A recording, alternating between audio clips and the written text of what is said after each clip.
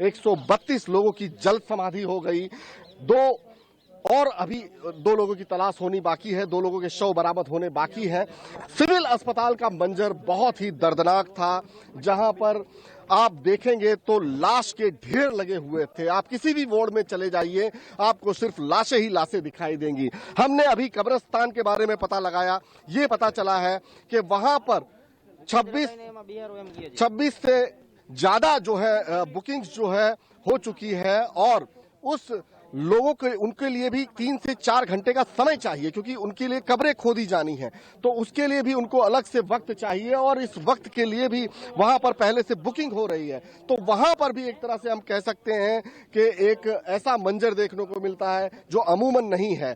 हमने ये भी पता किया कि अमूमन इस पुल पर इतनी ज्यादा भीड़ नहीं हुआ करती थी, बहुत कम भीड़ होती थी, लेकिन चूंकि दिवाली का मौका था, छुट्टियां थी, और एक टूरिस्ट बस भी जो है बच्चों को लेकर आई हुई थी, और बहुत सारे बच्चों के शव बरामद किए गए हैं। तो ये भी एक खबर सामने आई कि किस तरह से टूर के लिए, पिकनिक मनाने के लिए आए बच्चे इस दर्दनाक हादसे का शिकार हो गए, और उसके बाद में अब उनकी लाशें जो हैं वो उनके घर तक पहुंचाने के इंतजाम किए जा रहे हैं।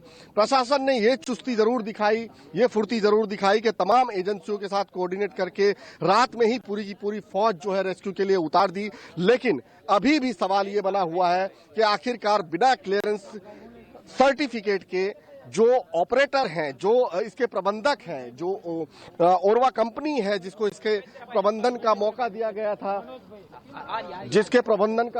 गया था, उनके ऊपर किस तरह का एक्शन जो है वो लिया जाएगा, उनके ऊपर किस तरह की कार्रवाई की जाएगी, ये तमाम चीजें जो है, हालांकि जांच समिति बना दी गई है, 5 सदस्यीय एक समिति बनाई गई है, और पुलिस की तरफ से मामला दर्ज करके अलग अलग धाराओं में उनकी एक अलग से एसआईटी बनी हुई है। तो ये तमाम दोनों टीमें जो है वो जांच करेंगी, उसके बाद दोषियों को सजा दी जाएगी या उन पर जो भी कार्रवाई हो की जाएगी। लेकिन ये जो 132 जाने गई है लापरवाही की वजह से, ये लौट कर नहीं आने वाली, ये बहुत बड़ा सवाल है। क्योंकि एक अगर छोटा सा ध्यान रखा जाता, अगर ये देख लिया जाता कि इस पुल की क्षमता कितनी है, उसकी कैपेसिटी कितनी है, और उसके मुताबिक ही लोगों को प्रवेश दिया जाता, तो शायद इतना बड़ा हादसा नहीं होता। लेकिन इस तरह की हादसे जो हैं अक्सर लापरवाही की वजह से होते हैं। प्रधानमंत्री खुद यहां पर हैं, उन्होंने भी इस हादसे को लेकर बहुत बड़ा दुख जताया है। केंद्रीय गृह मंत्री हैं, उन्होंने दुख जताया है।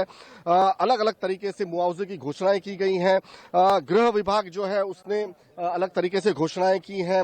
केंद्र सरकार ने 2 लाख रुपए की सहायता की घोषणा की है, तो राज्य सरकार ने 4 लाख रुपए की सहायता राशि की घोषणा की है। और यहाँ पर अगर मैं बात करूं तो आप देख सकते हैं अलग अलग तरीके के जवान जो हैं वो यहाँ पर आए हुए हैं।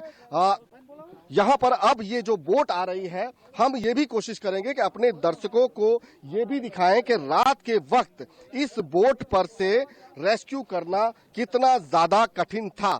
मैं इस समय इस बोट पर सवार होने जा रहा हूं, और यहाँ पर से आपको लेकर चलूंगा मच्छू नदी के किनारे, और वहां से मैं आपको तस्वीरें दिखाऊंगा कि किस तरह से ये जो रेस्क्यू ऑपरेशन है, कैसी दुर्गम परिस्थितियों में इन्होंने रेस्क्यू ऑपरेशन को अंजाम दिया। यहाँ पर ये जो बोट है, अलग अलग डिपार्टमेंट की अलग अलग बोट्स थी जो यहाँ पर इस समय मौजूद हैं। हमारे साथ में आप देख सकते हैं ये जो लोग हैं, ये लोग तमाम रक्षा जैकेट के साथ में अपनी तमाम सुरक्षा इंतजामों को ध्यान में रखते हुए यहाँ पर ये लोग जो है इस समय निकले हुए हैं, और इस तरह की करीबन 15 से 20 नौकाएं जो हैं वो इस समय निकली, और उन लोगों ने यहाँ पर रेस्क्यू ऑपरेशन किया। हम भी इस समय ऐसी ही एक नौका में सवार हैं। आप देख सकते हैं कि एक नौका में मैं इस समय बैठा हुआ हूँ, और यहाँ पर ये जो लाइफ गार्ड हैं वो मेरे को रक्षा जैकेट पहना रहे हैं, क्योंकि बिना रक्षा जैकेट के इस नदी के अंदर जाना हितावह नहीं है, और इसीलिए ये रक्षा जैकेट भी जो है मुझे इस समय पहनाया जा रहा है।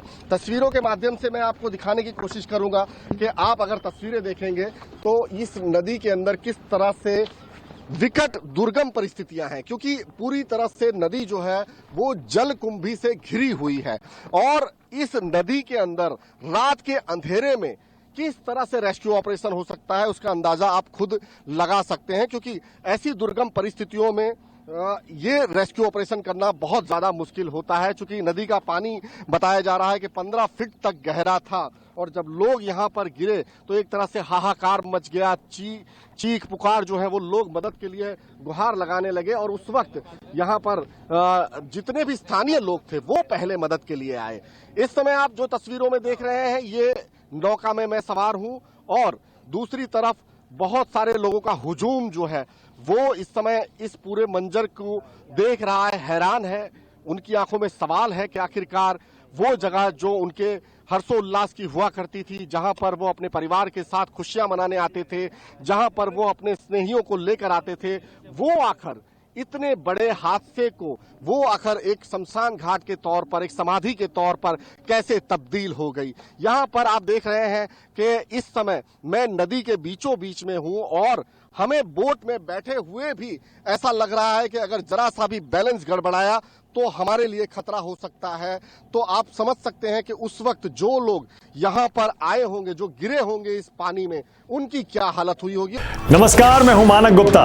अगर आपको हमारा ये वीडियो पसंद आया हो तो इसे लाइक और शेयर जरूर करें और हाँ, हमें सब्सक्राइब और फॉलो करना ना भूलें ताकि आप देश और दुनिया की कोई खबर मिस ना करें। तो जुड़े रहिए हमारे साथ और देखते रहिए News 24।